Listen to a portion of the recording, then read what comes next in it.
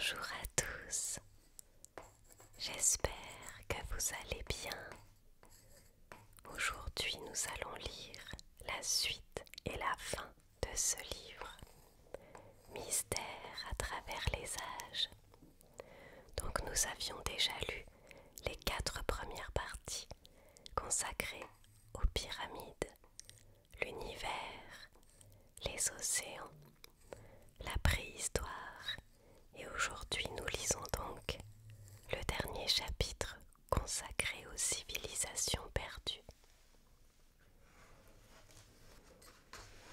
Donc nous allons découvrir ensemble des lieux secrets, les cultures disparues, les déchus de l'histoire, de mystérieux vestiges et enfin idées et techniques actuelles. Et on commence avec l'introduction. Éclaircir les mystères du passé n'est pas une tâche facile. De nombreux peuples n'utilisaient pas l'écriture, si bien que leurs idées et leurs actes sombrèrent dans l'oubli. Les preuves écrites nous informent sur les croyances des gens et leurs réalisations, sur ce qu'ils pensaient et ce que les autres pensaient d'eux. Mais il faut être prudent en lisant ces textes. Si la seule trace d'une civilisation a été rédigée par ses ennemis, s'agit-il d'un témoignage réellement objectif? Le temps demeure l'éternel ennemi des archéologues, les gens qui étudient le passé. Rares sont les corps et les objets qui survivent à la dégradation. D'autres facteurs peuvent détruire les indices qui nous éclairent sur l'histoire ancienne, comme les catastrophes naturelles, les guerres, les conflits religieux, les cultures, les constructions et même les domestiques négligents. Ces preuves subsistent souvent par le plus grand des hasards. Ainsi, pour avoir une idée précise du passé, les archéologues se transforment parfois en détectives. Ils examinent les constructions et les objets, étudient les textes et écoutent avec attention toutes les légendes. Les techniques scientifiques modernes leur sont aussi d'une aide précieuse.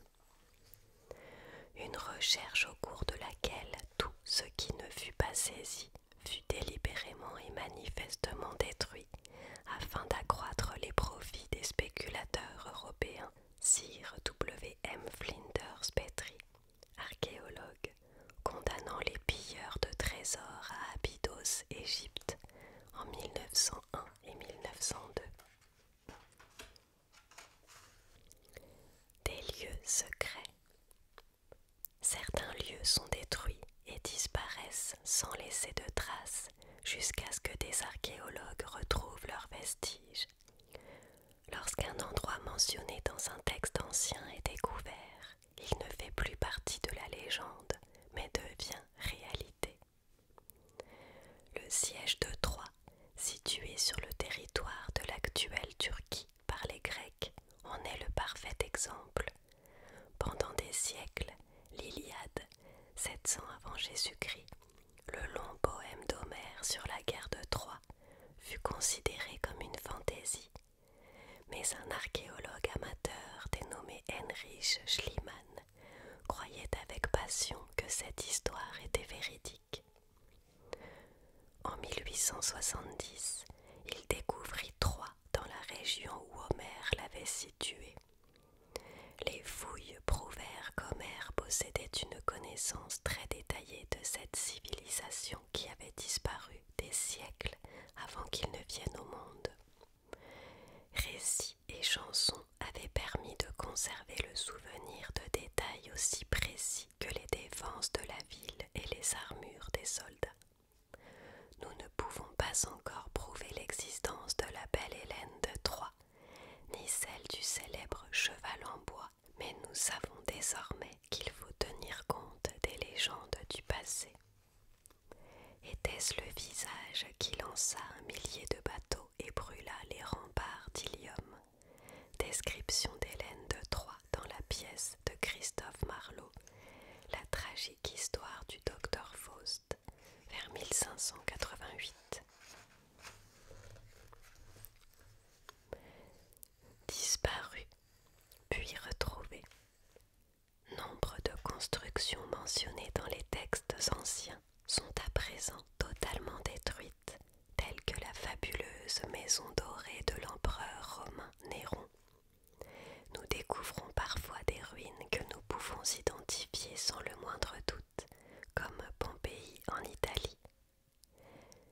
si les archéologues parviennent à reconnaître un site et se réfèrent à des textes qui les décrivent, ils éprouvent toutefois des difficultés à l'imaginer au temps de son apogée. Les écrivains grecs de l'Antiquité prétendaient que le complexe funéraire du roi Aménémès III d'Égypte constituait l'un des bâtiments les plus grandioses qu'ils aient jamais vus. Il n'en reste aujourd'hui qu'un lugubre tas de briques en terre. En possédant ne serait-ce qu'une gravure d'un tel lieu, nous pourrions l'imaginer dans toute sa splendeur. Les énigmes de la table ronde. Selon la légende médiévale, Camelot constituait le lieu de résidence du roi Arthur. Si celui-ci a existé, il n'a rien à voir avec les châteaux de contes de fées tels qu'ils apparaissent dans les films de Hollywood. Il ressemblerait plutôt à une ancienne forteresse celtique formée de remparts de terre et de créneaux en bois. Les archéologues ont découvert un endroit de ce type à Cadbury Fort, en Angleterre, dont certains pensent qu'il pourrait s'agir de Camelot. La destruction présente-t-elle certains avantages? Elle peut parfois révéler d'autres trésors. Au cours de la Seconde Guerre mondiale, une bombe détruisit l'ancienne église de Saint-Bribe à Londres. Cette tragédie offrit aux archéologues la possibilité de creuser le site. Ils y découvrirent des églises primitives dont l'existence remontait à environ 1400 ans, ainsi qu'une voie romaine du IIe siècle de notre ère. Au terme des fouilles, Saint-Bribe fut reconstruite. Des jardins de légende. Les jardins suspendus de Babylone furent construits par le roi Nabuchodonosor II, 605-562 avant Jésus-Christ, pour son épouse qui avait la nostalgie de sa Perse natale. Leur destruction est telle qu'il nous est impossible d'identifier jusqu'à leur fondation, ce qui donne libre cours aux imaginations les plus fertiles quant à leur aspect d'origine. Sur la piste du roi Minos, en 1893, on présenta à l'archéologue Arthur Evans des pierres aux sceaux étranges qui l'entraînèrent jusqu'en Crète, lieu légendaire où vécut le roi Minos. Evans commença à creuser et mit au jour la gigantesque civilisation minoenne qui depuis longtemps avait sombré dans l'oubli, mais la légende en conservait la trace. La lumière de la Méditerranée. Construit vers 280 avant Jésus-Christ, le phare d'Alexandrie en Égypte atteignait 117 mètres de hauteur. On apercevait son rayon de lumière à 50 km à la ronde. Dans les années 1300, un tremblement de terre provoqua son effondrement, mais nous en conservons la trace dans des récits et des gravures. Par ailleurs, on en découvrit des vestiges dans les eaux du port. Un mystère hindou. Les fouilles archéologiques de Sir Mortimer Wheeler, 1890-1976, permirent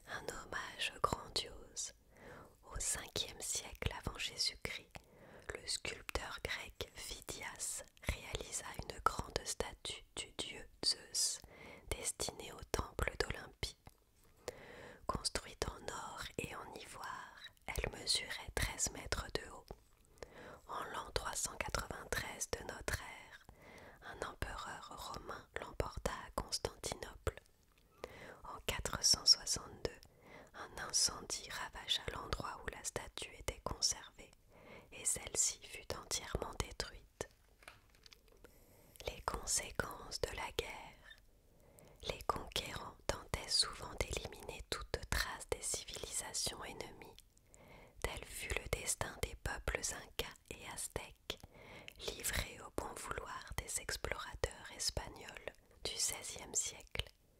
Tenochtitlan, la capitale aztèque, fut détruite, mais ses vestiges demeurent encore sous la cité moderne de Mexico.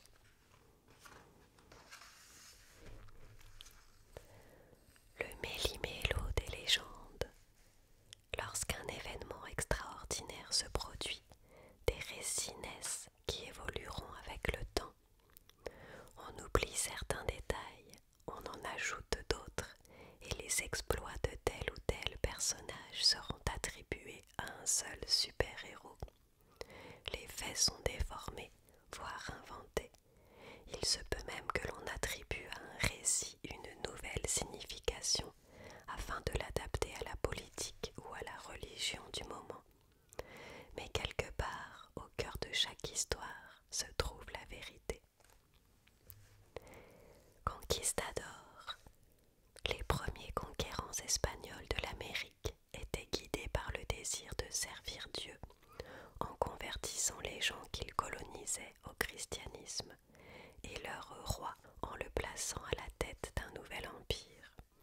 Il n'en demeurait pas moins impitoyable et avide de faire fortune avec l'or et l'argent du Nouveau Monde. En Colombie, on leur raconta l'histoire fabuleuse mais véridique d'Eldorado, l'homme doré. L'ultime quête.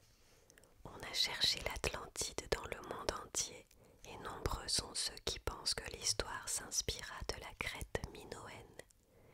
Les gens auraient fini par mêler aux mythes et aux catastrophes naturelles le souvenir et le déclin de cette grande île, dotée d'une puissante flotte et d'une religion où le taureau occupait une place capitale. Au fil du temps, on a embrouillé et interprété de façon erronée les faits, mais des récits semblent néanmoins décrire précisément certains aspects de la grandiose civilisation minoenne. Le souverain en or. En montant sur le trône dans la région du lac Guatavita en Colombie, un roi apparut recouvert de poussière d'or. Il navigua jusqu'au milieu du lac, où il dispersa des offrandes en or pour les dieux. L'imagination et la soif de richesse se chargèrent de broder autour de l'histoire, et la légende se répandit sur l'existence d'une cité et d'une contrée où le précieux métal abondait.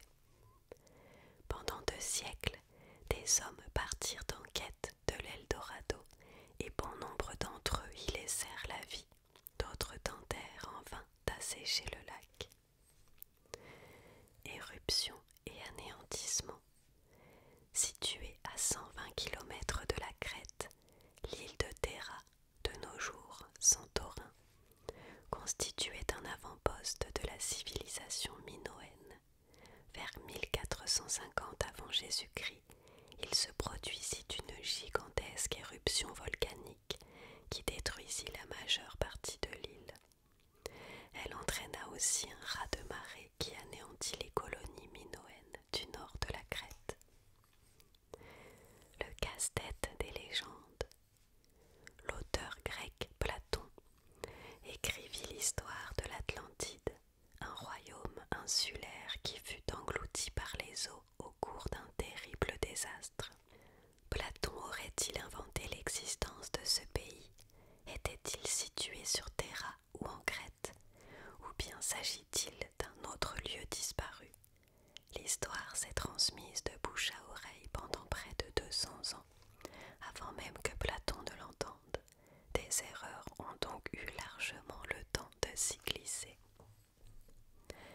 Les mines du roi Salomon. Certains se sont lancés à la recherche d'objets cités dans la Bible, parmi lesquels l'Arche d'Alliance, les trésors du temple de Jérusalem ou l'Arche de Noé. D'autres d'autres se sont mis à rechercher des lieux. Les fabuleuses mines du roi Salomon ont captivé l'imagination et ont inspiré films et romans. Lorsqu'on découvrit en Afrique les ruines du grand Zimbabwe, certains suggérèrent qu'il s'agissait des célèbres mines, mais le Zimbabwe appartient à un empire africain bien plus récent, et nous ne sommes toujours pas prêts de mettre la main sur les mines de Salomon. Les textes nous conduiraient-ils à des lieux disparus? Les textes sur l'ancienne Mésopotamie font référence à un endroit appelé Dilmun, et sa description en est si merveilleuse que les érudits l'avaient écartée comme étant pure fantaisie. L'étude de textes et de ruines antérieures a montré que le lieu en question servait de relais sur la route commerciale entre Sumer et la vallée de l'Indus. Lorsque cessa le commerce, Dilmun sombra dans l'oubli. Il s'agissait en fait de l'île actuelle de Bahreïn.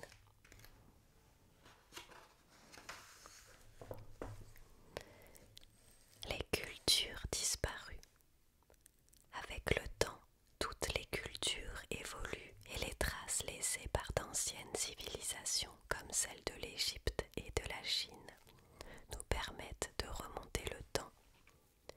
Nous pouvons également observer l'évolution des modes de vie en Europe depuis la chute de l'Empire romain en 476.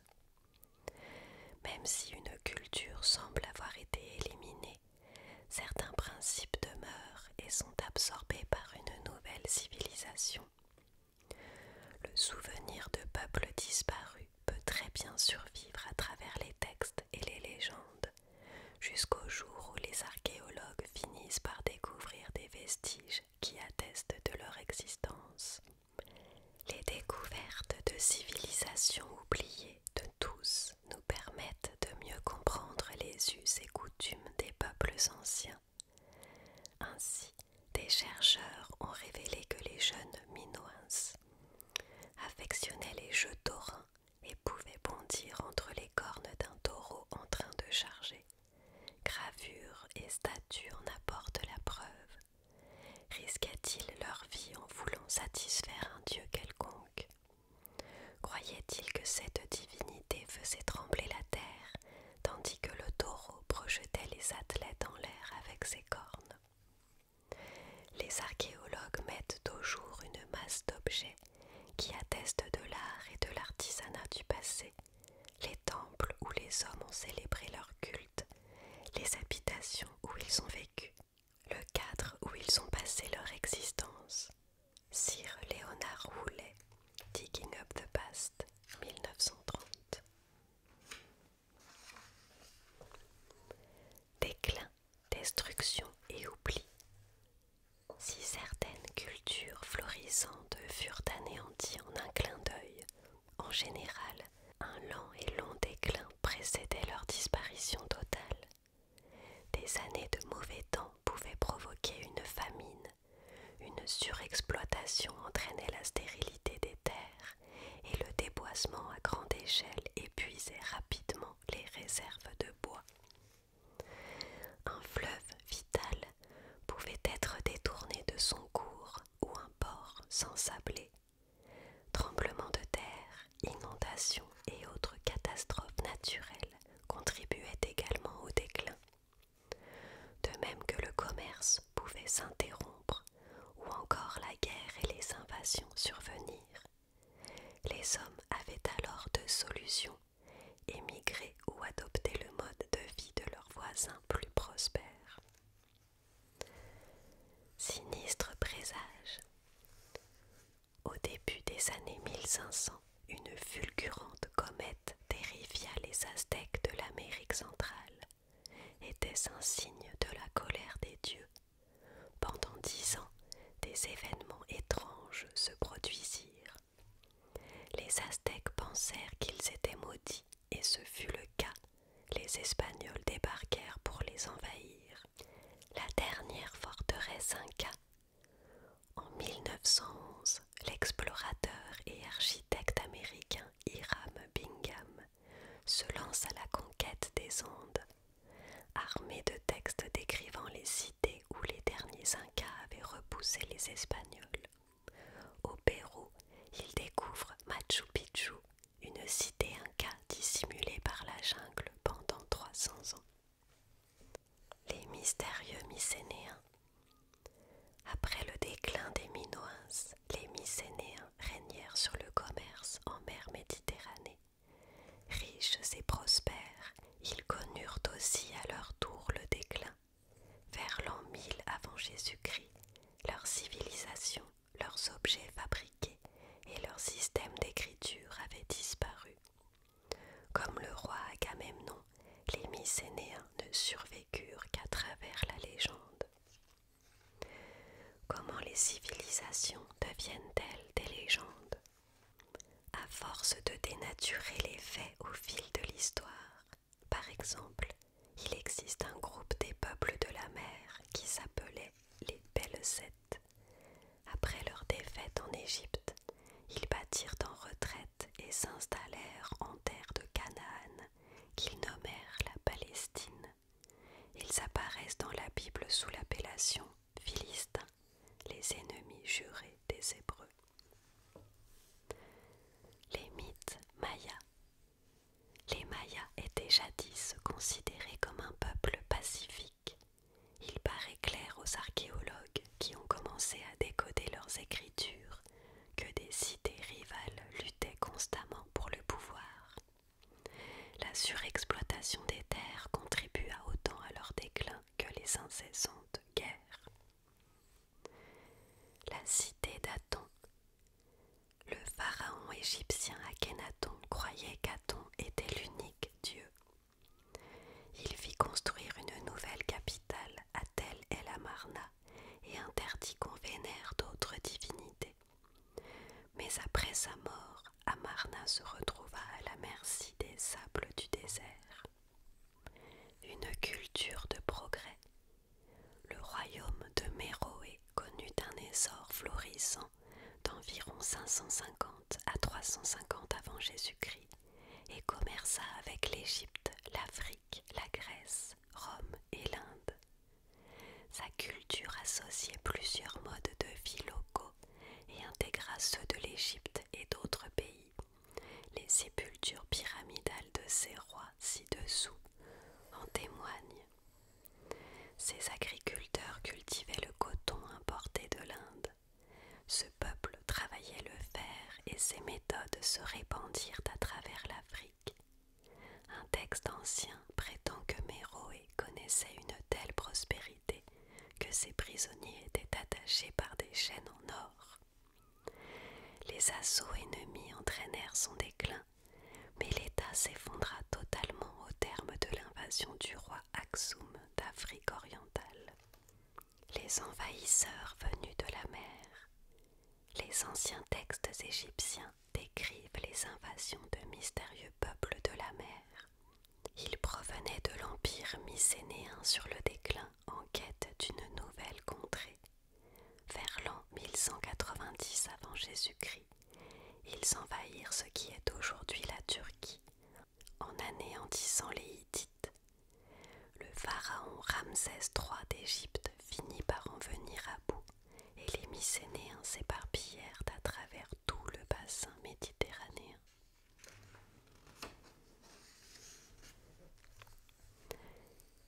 Qui étaient ces peuples? Outre les constructions et les objets fabriqués, la langue nous renseigne aussi sur l'identité d'un peuple. Parmi les plus anciennes, le proto-indo-européen fut parlé par des groupes d'individus qui se séparèrent au fil des siècles. Ils traversèrent l'Europe et le Moyen-Orient, puis l'Inde et le Turkestan.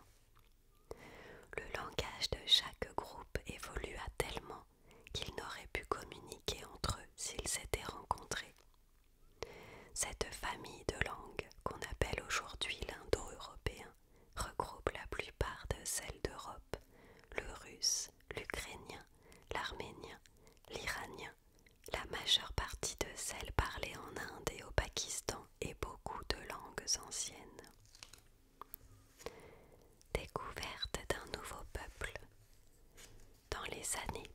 1970, d'étranges objets apparaissent sur le marché des antiquités. Des érudits mènent l'enquête et découvrent une civilisation jusque-là inconnue qui aurait prospéré en Bactriane entre 2500 et 1500 avant Jésus-Christ. Ses habitants étaient de riches négociants qui contrôlaient la route commerciale entre la vallée de l'Indus et la Mésopotamie. Les conquêtes hittites. Vers l'an 2000 avant Jésus-Christ, les Hittites débarquèrent en Anatolie en provenance du nord de la mer Noire. Ils bâtirent peu à peu un empire et inventèrent un système d'écriture. Ennemis des Égyptiens, ils conclurent cependant un traité, mais furent plus tard décimés par les peuples de la mer. Envahisseurs barbares ou paisibles colons. Comme leurs ennemis et victimes se chargeaient de consigner leurs actes par écrit, les Vikings ont été considérés comme des pirates pendant des siècles. Si certains l'étaient, la majeure partie d'entre eux se composait de fermiers, d'habiles artisans et d'audacieux négociants n'hésitant pas à voyager jusqu'au Moyen-Orient. Ces intrépides explorateurs fondèrent également des colonies en Russie, en Islande, au Groenland et en Amérique du Nord. Les premiers Minoens. Vers l'an 6000 avant Jésus-Christ, les ancêtres des Minoens débarquèrent sur l'île de Crète, en venant sans doute d'Anatolie. Les archéologues ont pu étudier leur expansion depuis l'époque où ils étaient de simples agriculteurs, jusqu'à ce qu'ils deviennent une grande nation commerciale.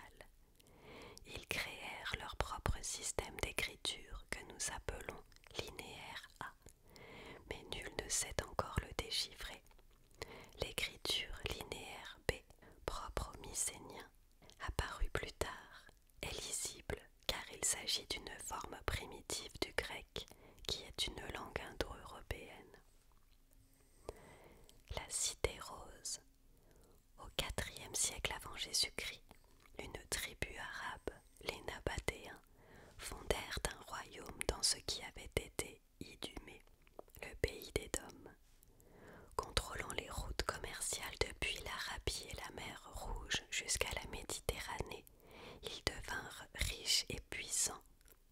Pétra, leur grande capitale, fut bâtie dans une pierre rose. On y accédait par une faille étroite, tandis que temples et sépultures étaient creusés à même la roche. Tombé sous la domination romaine en l'an 106 de notre ère, le royaume déclina peu à peu. Les merveilles disparues d'Angkor. En 800 après Jésus-Christ, les Khmers du Cambodge étendent leur empire et construisent un gigantesque temple à Angkor Wat et une capitale à Angkor Thom.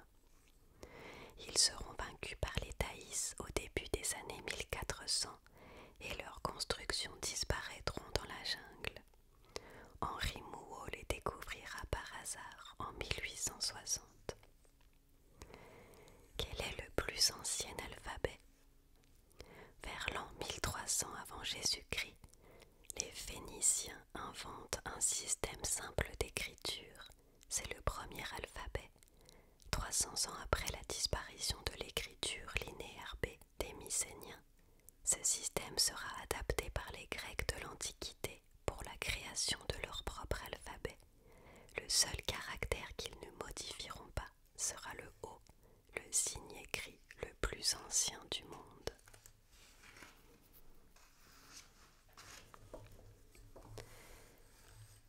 Les déchus de l'histoire. Toutes les sociétés ont, à leur façon, rendu compte des hauts faits de leurs hommes et de leurs femmes, mais lorsque les textes se perdent ou sont détruits par le temps, nos connaissances sur le sujet sont amoindries. Cependant, nous conservons toujours l'espoir que des fouilles archéologiques nous permettront de faire d'étonnantes découvertes.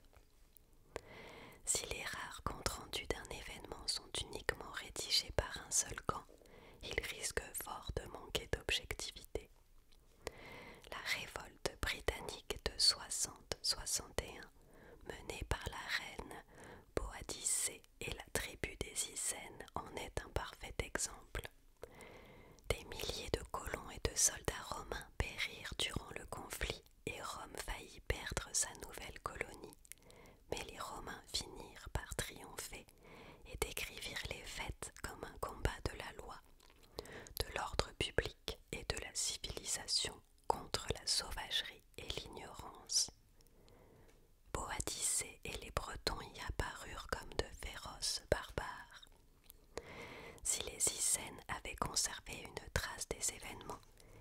ils auraient sans doute fait le récit d'une lutte héroïque contre des envahisseurs qui ne méritaient ni les honneurs ni l'indulgence, à cause de leur cupidité, de leur cruauté et du traitement brutal qu'ils infligèrent à la reine Boadicée.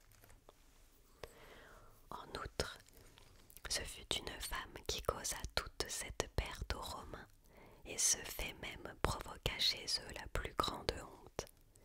Dion Cassius de Rome dressant le bilan de la révolte de Boadicée 100 ans après l'événement.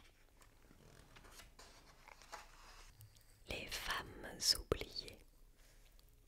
Notre connaissance des femmes dans l'histoire s'avère très limitée.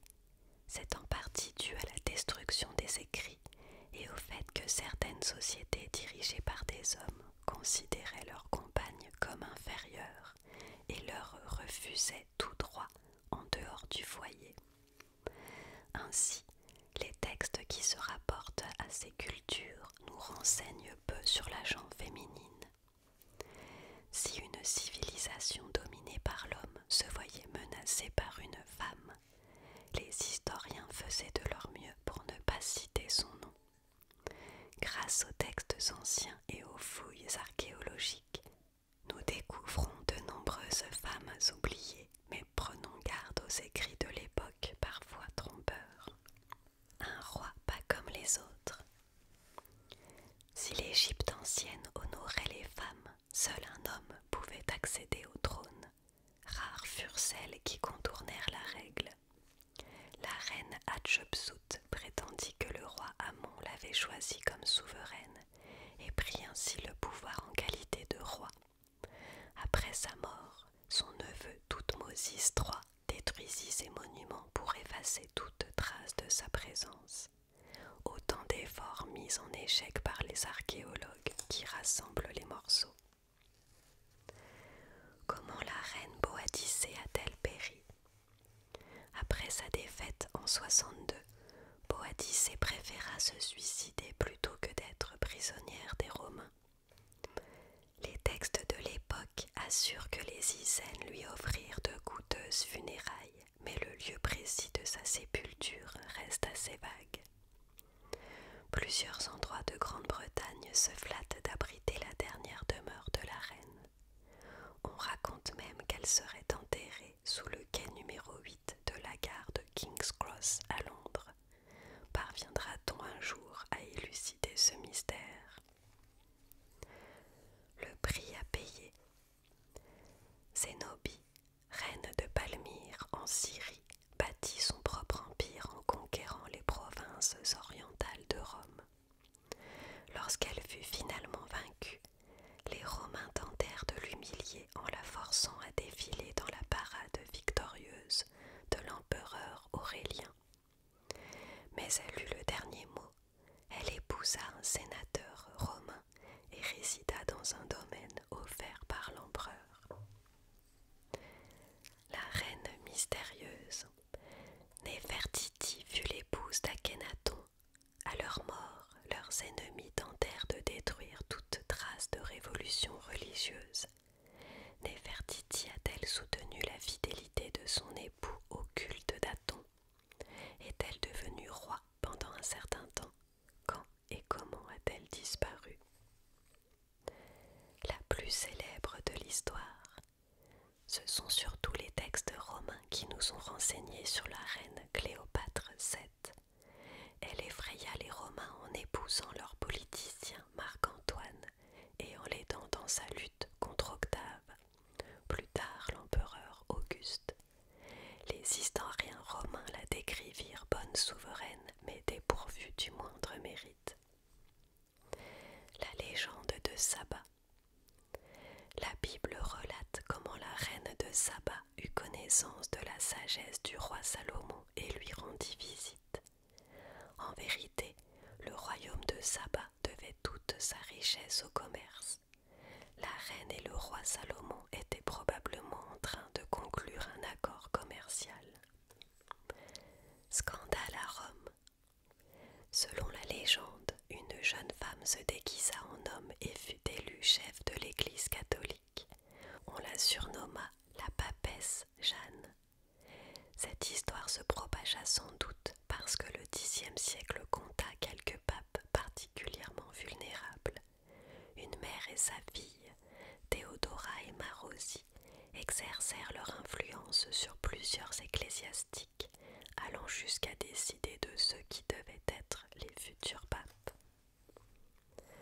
Enterré en l'état, merveilleusement conservé dans une sépulture complexe, entourée de trésors et enveloppée de soie fabuleuse, une mystérieuse chinoise de la noblesse fut découverte par les archéologues dans les années 80. Les techniques médicales modernes ont permis de révéler la maladie dont elle souffrait et la façon dont elle passa ses dernières heures. Peuple de légende. Chaque pays, chaque culture possède ses légendes. S'il est toujours tentant de citer un récit fabuleux pour confirmer une théorie sur un épisode de l'histoire, nous devons cependant utiliser les légendes avec beaucoup de prudence. Une légende peut très bien s'appuyer sur des événements réels. Cependant, on ne sait jamais quels en sont les passages véridiques, ceux qui se fondent sur la réalité mais ont été transformés, et ceux qui ont été ajoutés. Si en étudiant un texte ou en fouillant un site, des archéologues font une découverte qui confirme ou explique une légende, nul doute qu'ils vont s'enthousiasmer, mais en général, leur travail ne vise pas à prouver l'authenticité d'un mythe. Le monstre du labyrinthe. Selon la légende, le Minotaure était mi-homme, mi-taureau. Il vivait dans le labyrinthe de Knossos, en Crète, et se nourrissait de chair humaine. Comment l'histoire a-t-elle débuté? Peut-être les rois minoens arboraient-ils des masques de taureaux lors des gîtes religieux et que cette coutume inspira la légende. Le roi éternel. Charlemagne, 742-814, roi des Francs sur un territoire qui correspond à l'Allemagne et à la France contemporaine, était un homme tout à fait exceptionnel, à la fois chef militaire, conquérant et protecteur des beaux-arts. Des années après sa mort, le souvenir de cet homme demeura vivace en Europe. Les troubadours ne tardèrent pas à exagérer ses exploits pour rehausser son prestige. Ainsi, les Gascons qu'il combattit devinrent les Sarrasins, car ces derniers étaient à l'époque les plus grands ennemis de l'Europe. On raconta même que Charlemagne n'était pas mort et réapparaîtrait un jour pour régner. Chevauchant dans la vallée, le héros le plus populaire d'Angleterre est Robin des Bois. Mais qui était-il au juste? Au fil des siècles, écrivains et poètes ont modifié son identité pour l'adapter aux idées de l'époque. Ainsi, de paysan, il devint comte. Robin des Bois était-il un seul personnage, ou lui a-t-on attribué les exploits de plusieurs hors la loi?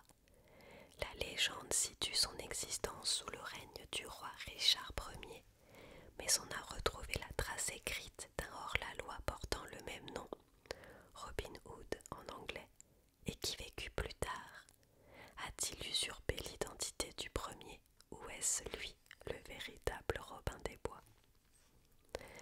Un terrible sacrifice.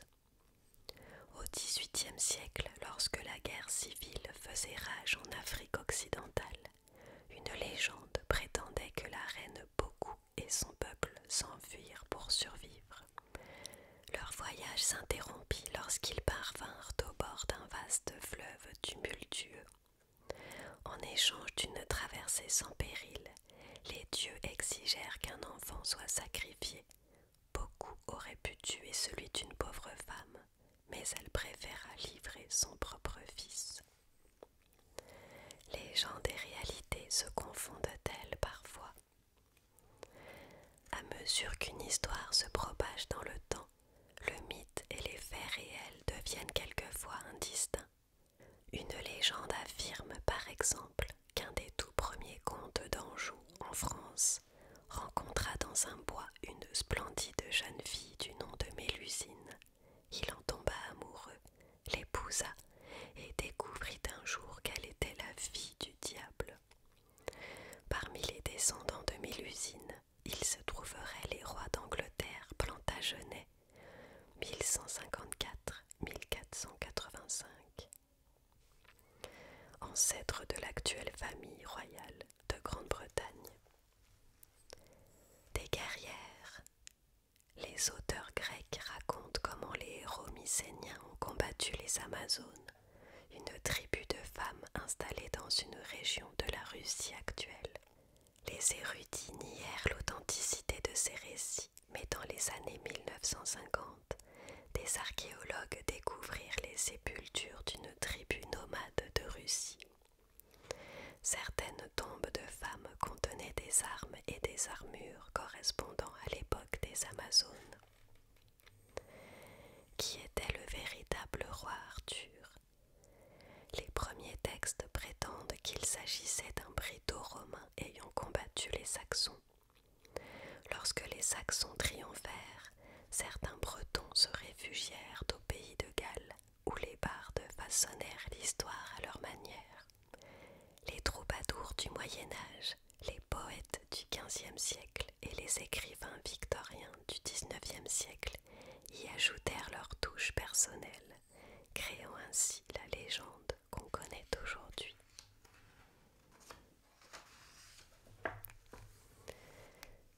De mystérieux vestiges. Malgré la destruction provoquée par le temps, la nature et l'homme, un nombre incroyable de bâtisses, de textes et d'objets ont pourtant survécu. Mais ceux-ci ne représentent qu'une infime portion de la gloire des civilisations passées. Un site peut être complètement oublié si nous ne disposons d'aucun texte y faisant référence. Les écrits anciens mentionnent de nombreux lieux, mais nous ignorons leurs emplacements. Certains sont découverts après une enquête soigneuse. Parfois, nous connaissons l'endroit où se situait une ancienne ville, mais elle s'avère difficile d'accès, comme les ruines de Pompéi par exemple.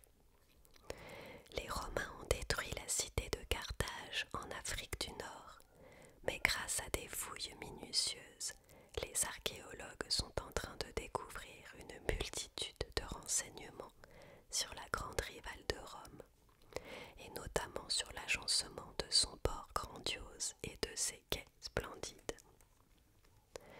Certains continuent à chercher des objets et des lieux que la plupart des érudits considèrent comme disparus à jamais, tels des vestiges bibliques comme l'arche de Noé ou l'arche d'Alliance. Que vous le vouliez ou non, l'histoire est de notre côté. Nous vous enterrerons. Nikita Khrouchtchev, homme politique de l'ex-URSS, lors d'un discours devant des ambassadeurs occidentaux en 1956. Les livres oubliés. S'il est déjà déplorable que des livres soient détruits par accident, on constate parfois avec horreur qu'ils ont été falsifiés pour être en accord avec les idées du moment. L'histoire est jalonnée d'exemples de destruction volontaire d'ouvrages. Beaucoup de chefs d'État ont détruit des textes pour effacer le souvenir de leurs ennemis, ou brûler des livres pour que cessent de se répandre des idées non conformes. Découvrir un texte contenant des informations historiques capitales est ce que tout archéologue attend. Le papyrus de Turin compte parmi ces merveilleuses découvertes. Il contenait la liste complète de tous les souverains d'Égypte. Mais le document fut tellement endommagé pendant le transport que des experts tentent encore d'en assembler les morceaux. Les textes anciens ont-ils influencé notre vie? Nous devons beaucoup à la sagesse du passé qui nous fut transmise par les Grecs et les Romains. Les Égyptiens ont inventé le calendrier de 365 jours et divisé la journée en 24 utilisait la numération sexagésimale avec pour base le nombre 60, dont nous avons conservé la division du cercle en 360 degrés, de l'heure en 60 minutes et de la minute en 60 secondes. La perte d'un glorieux passé. Les Mayas et les Aztèques remplissaient des parchemins d'écorce et de peau de daim des images de leur passé.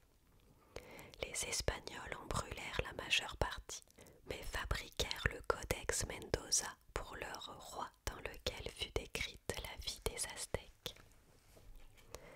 Document perdu à jamais. La bibliothèque d'Alexandrie contenait environ 500 000 ouvrages et attirait les érudits du monde entier. Une partie des livres fut brûlée pendant la campagne d'Égypte de Jules César, 48 avant Jésus-Christ. Le reste fut détruit dans les années 270 de notre ère. Songez à la quantité de documents historiques que nous avons perdus. Opinion néfaste. En 221 avant Jésus-Christ, Zheng, le chef de la province de Qinghai, devint empereur de Chine. Lorsqu'il apprend que certains savants le critiquent, il ordonne que soient brûlés tous les ouvrages anciens et récents qui pourraient être utilisés contre lui. Plus tard, il fera exécuter 460 érudits. Les évangiles secrets. Au premier temps du christianisme, il existait différents groupes de chrétiens. Parmi eux, les gnostiques prétendaient détenir une connaissance secrète. Alors l'Église fit détruire leurs écrits. Un gnostique enterra ses livres à Nag Hammadi en Égypte. C'est un agriculteur qui les a découverts il y a quelques années. Les manuscrits de la mer Morte. En 1947, un jeune berger découvre une grotte à Qumran sur les rives de la mer Morte. Elle renferme d'étranges manuscrits anciens. Durant les quelques années qui suivirent, on découvrit d'autres cavernes et d'autres manuscrits. L'étude de ces textes fit l'objet de rivalités entre savants, hommes politiques et religieux, mais les écrits sont aujourd'hui disponibles. Les parchemins contiennent des textes bibliques, des écrits sur la Bible, des calendriers et des cantiques. Ils datent des premiers siècles, juste avant et après Jésus-Christ, et furent sans doute dissimulés pendant les révoltes juives des années 66 et 132 de notre ère. Ces documents nous renseignent sur la vie religieuse avant la naissance du Christ et se révèlent tout aussi importants pour les chrétiens, les juifs et les musulmans. Envolée en fumée.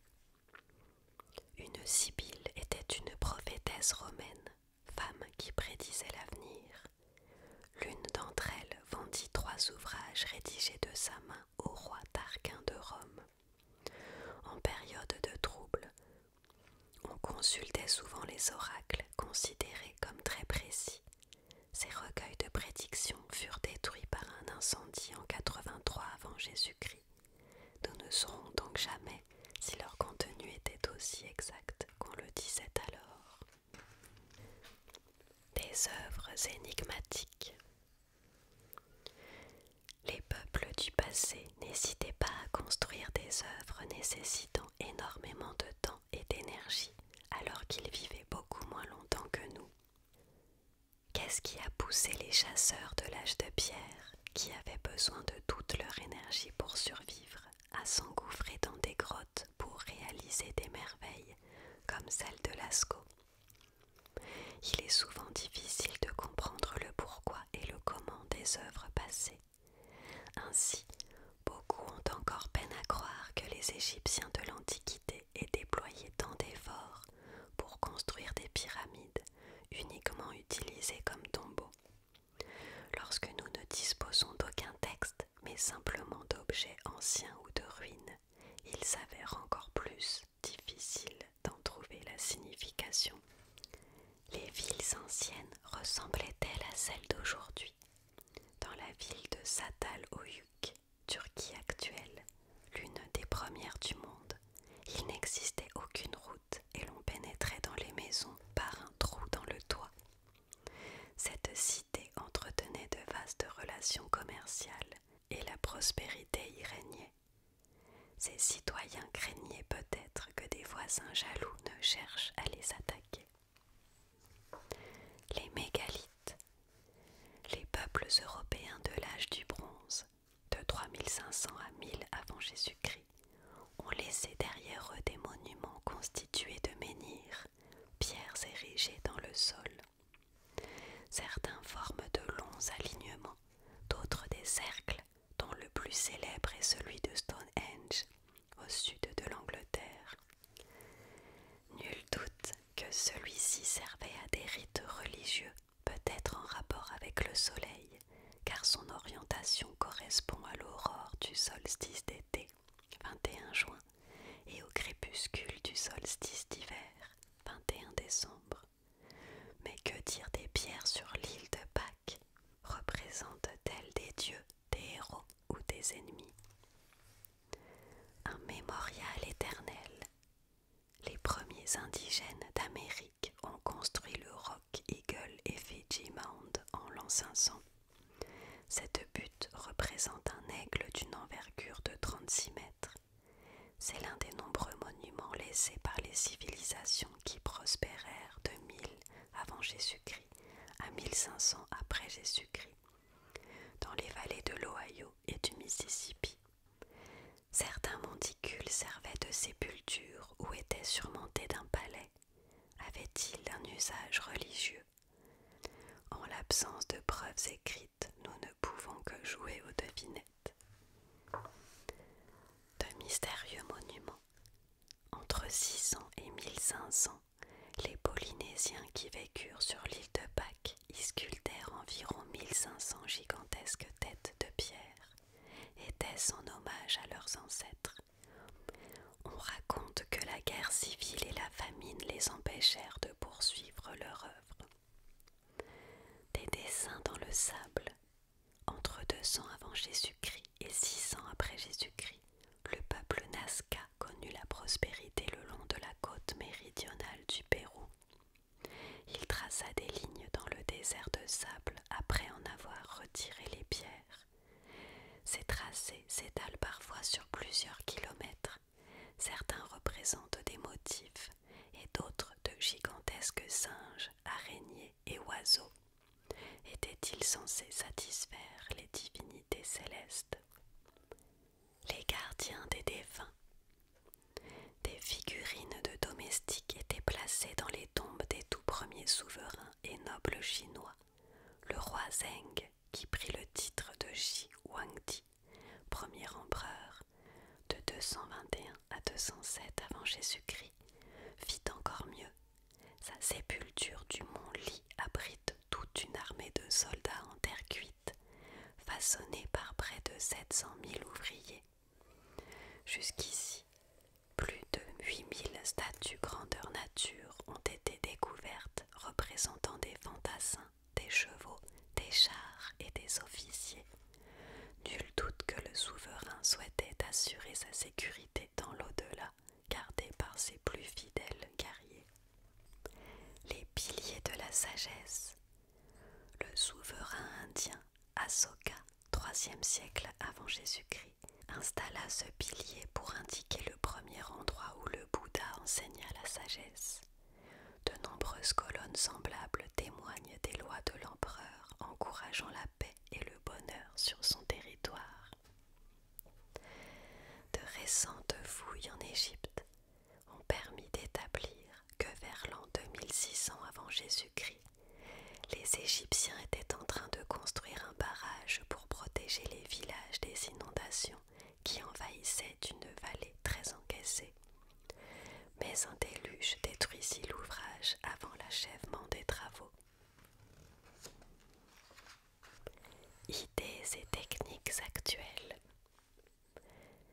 Dans la chasse au trésor du passé, les archéologues occupent le peloton de tête. Leurs fouilles permettent encore de découvrir des objets, bâtiments, textes jusqu'ici ignorées. Les historiens et les experts en langue analysent ensuite les découvertes. Contrairement aux anciens archéologues, les chercheurs d'aujourd'hui n'hésitent pas à utiliser les techniques les plus modernes pour accomplir leurs tâches. L'archéologie est à présent plus populaire que jamais. Des livres et des émissions de télévision l'ont rendue particulièrement attrayante, d'autant qu'avec le développement des transports aériens, des milliers de gens peuvent désormais visiter les merveilles de notre globe.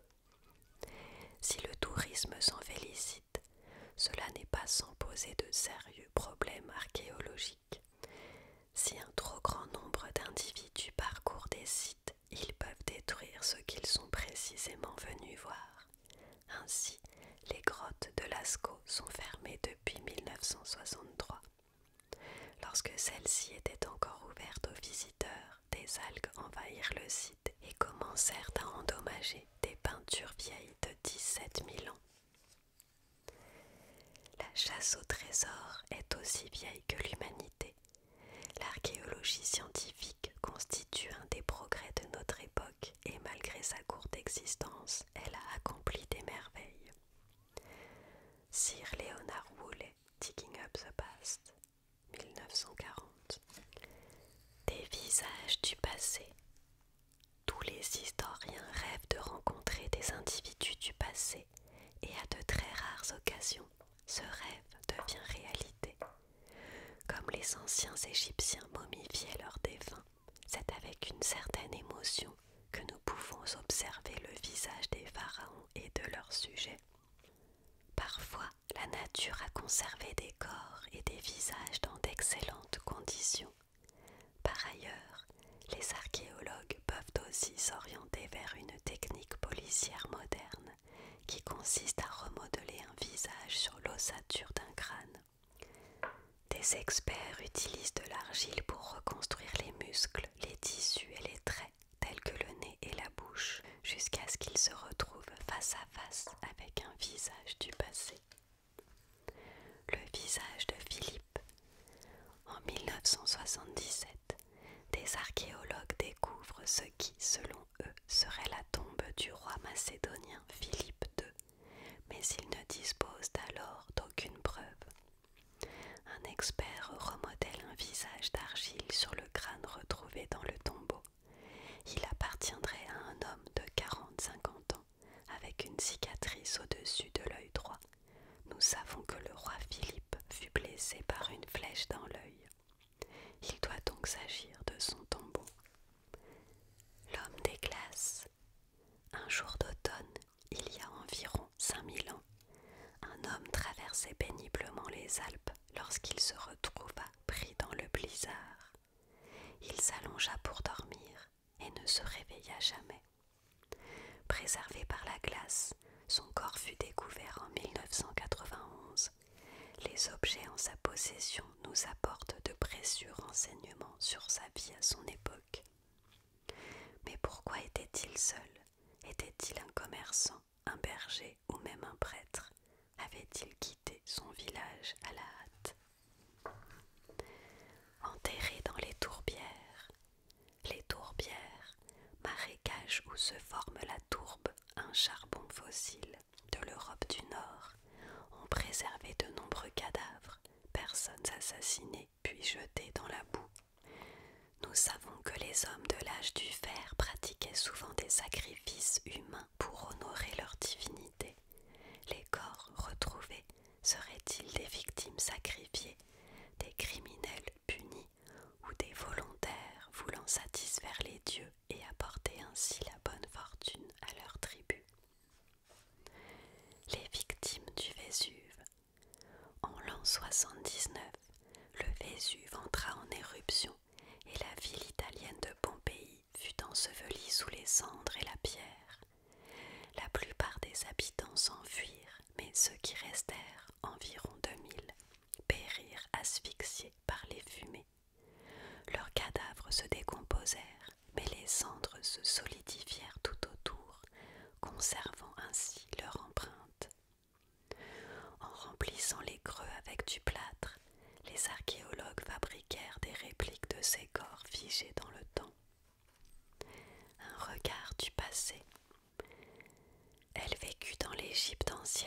devait avoir 14 ans à sa mort. Sa momie se réduisit à quelques ossements. Elle souffrait d'une affection nasale et elle avait perdu ses 2 jambes à partir des genoux. Mais nous ignorons si cela s'est produit avant ou après son décès. On a pu remodeler sur son crâne l'énigmatique visage de cette adolescente en y ajoutant même du maquillage. Le visage d'un roi. Timur Ilang, Timur le Boiteux, 1336-1405, connu des Occidentaux sous le nom de Tamerlan, bâtit un empire au Moyen-Orient et en Asie centrale. Lorsque les historiens ouvrirent son tombeau, ils demandèrent à des experts de façonner un visage sur son crâne. Le modelage achevé trahit toute la force de caractère de cet impitoyable seigneur de la guerre. Des adieux grandioses. Comme leur tombeau était creusé dans une terre gelée en permanence, les sépultures des chefs de clans nomades et leurs familles ont été bien conservées dans les monts de l'Altaï, au Kazakhstan. Des objets en bois, les étoffes, le cuir, les chevaux sacrifiés et les corps tatoués, datant de près de 400 ans avant Jésus-Christ, ont tous survécu. Que peut nous enseigner la médecine moderne au sujet des peuples du passé? Une certaine connaissance de la médecine peut aider les historiens. Ainsi, la plupart des statues d'Alexandre le Grand le représentent menton relevé et la tête de côté, attitude qui trahissait toute son arrogance. Récemment, 2 médecins ont émis l'hypothèse qu'il pouvait souffrir d'une maladie rare appelée syndrome de Brown. Pour les personnes atteintes, la seule façon de voir correctement consiste à adopter le port de tête d'Alexandre le Grand.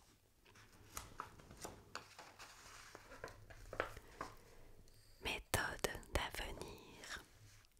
La science, la technologie, la médecine, autant de domaines qui ont connu d'importants progrès ces dernières années, en apportant ainsi une aide précieuse aux érudits et aux archéologues.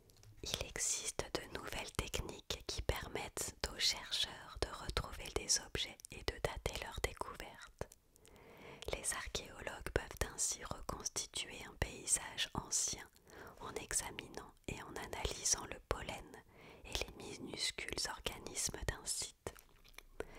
Grâce aux nouvelles techniques médicales, on sait aujourd'hui analyser le sang et l'ADN. La science permet également une bonne conservation et décèle aussi les faux. A-t-on déjà falsifié des découvertes archéologiques? Découvert en 1912, le crâne de l'homme de Piltdown est alors qualifié avec enthousiasme de chaînon manquant dans notre évolution. Mais l'on prouvera en 1953 qu'il s'agit d'un faux.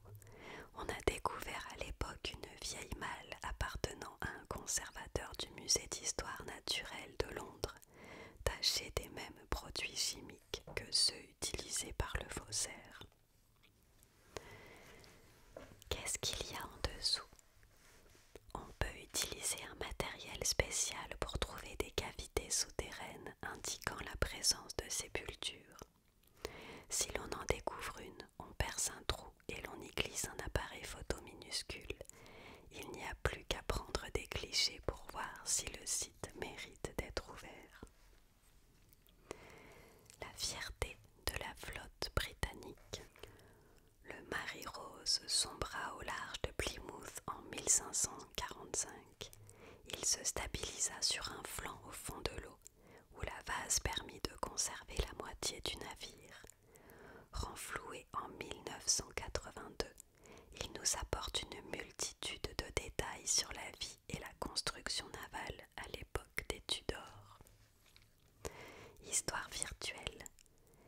N'avez-vous jamais observé des ruines en vous demandant à quoi pouvait ressembler le site d'origine? L'informatique peut vous apporter une réponse. Les plans d'une ruine sont utilisés pour reconstruire l'original en 3 dimensions. Et sur l'écran se profile la bâtisse telle que la voyait et ses occupants de l'époque. Archéologie aérienne.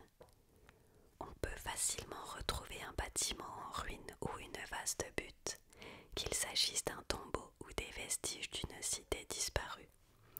Mais un site que l'on a aplani et labouré pendant des siècles est nettement plus difficile à repérer.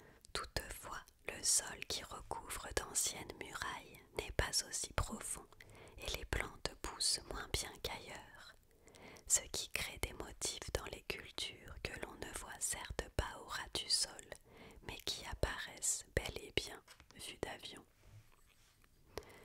Retrouver la parenté. L'ADN est une substance de notre corps dont nous héritons de nos parents et qui détermine, entre autres, notre apparence. L'analyse de cette substance permet aux archéologues de trouver un éventuel lien de parenté entre plusieurs cadavres. On applique aujourd'hui cette méthode aux momies égyptiennes. Merveille sous-marine. La Seconde Guerre mondiale, 1939-1945, a connu l'avènement du scaphandre autonome qui permet aux plongeurs de nager en gardant les bras libres. Un tel progrès a donné naissance à l'archéologie sous-marine. Des dizaines d'épaves de navires nous sont ainsi livrés des renseignements détaillés sur leur cargaison et les secrets de leur construction. On peut aussi fouiller des bâtiments engloutis par la mer. Récemment, on a découvert de gros fragments du phare d'Alexandrie avec des statues qui décoraient autrefois la ville. Restauration en 2 étapes. La reine d'Égypte Néfertari est doublement redevable à la technologie moderne. Des ingénieurs des travaux publics ont sauvé son temple des eaux du lac Nasser. À présent, des scientifiques se chargent de restaurer les fresques délicates des murs de son tombeau. Des cristaux de sel qui s'étaient formés sous la peinture le désagrégeaient. Et la prochaine étape, il nous reste encore à identifier Hélène de Troie. Robin des Bois demeure caché dans la forêt et les mines du roi Salomon présentent un défi bien alléchant. Des peuples, des trésors, des cités et des civilisations du passé restent à découvrir, ainsi que de nouveaux outils pour faciliter nos recherches. Aux yeux des archéologues, le passé offre un avenir des plus séduisants. Voilà, nous avons fini la lecture de ce livre qui était vraiment passionnant. Je suis un peu triste qu'on l'ait terminé, mais on essaiera d'en trouver d'autres aussi